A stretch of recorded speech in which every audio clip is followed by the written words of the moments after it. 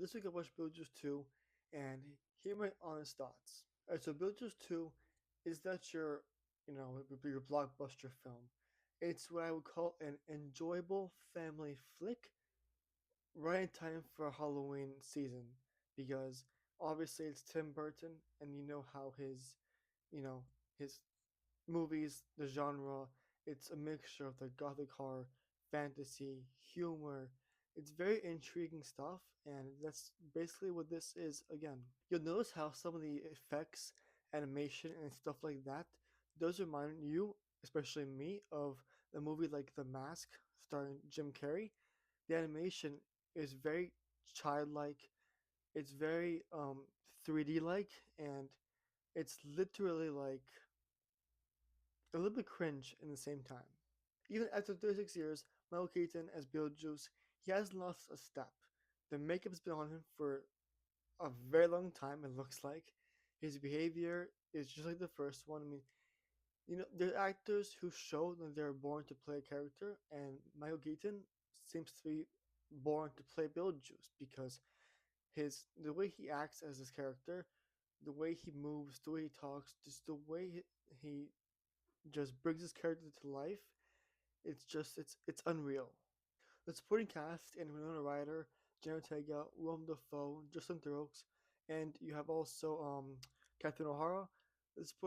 These characters, they played basically what I think was their character from where we've known them from before. Like Jenna Ortega's character to me, in a way, felt like a light-hearted version of Wednesday.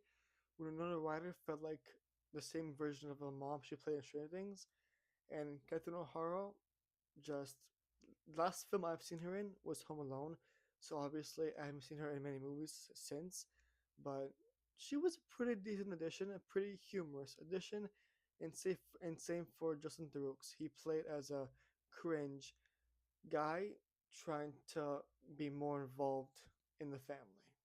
As far as the antagonist, you have Dolores, and her character was a bit underwhelming for a couple reasons.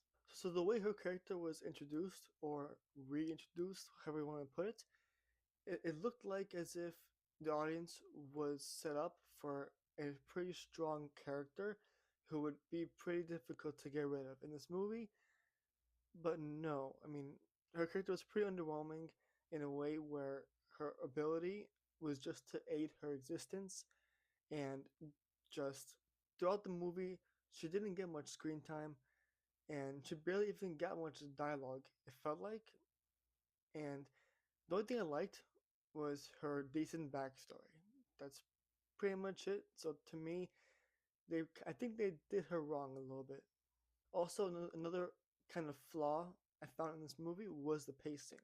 I felt like from beginning to end, especially certain scenes, there were some scenes that felt rushed. There were some scenes that felt just pretty brief in a way that was meant to be humorous, which I didn't really like. I would have liked to see some scenes like gently expanded so we can get more of some questions answered, like why this, who this, why that. But no, some scenes did go by briefly, and this movie felt like it was kind of rushed through in a way. When it comes to the set designs, I mean, Tim Burton is stamped all over this film. The color theme or the color palette, just the supporting, I guess, ghostly characters. You guys know the fantasy characters, the makeup, the body makeup. I mean, they were spooky, they were weird, they were funny, they were very Tim Burton like.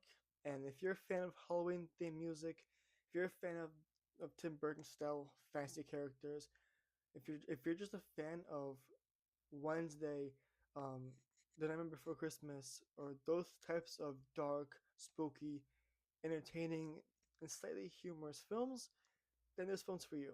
So, like I said, this movie isn't your typical blockbuster film. It is an enjoyable family flick. For like a fun Halloween movie night. And this just reminds you that Mel Keaton was born to play Beetlejuice. And this just reminds you that Tim Burton, he was made for spooky, creepy, humorous films like this because that's who he is, and that's what his legacy will always be. Beetlejuice 2 comes out this weekend, and if you're a fan of all that Tim Burton, all that Michael Keaton, and and all that spookiness, humorous, all that fantasy, gothic horror elements in a movie, this film's for you.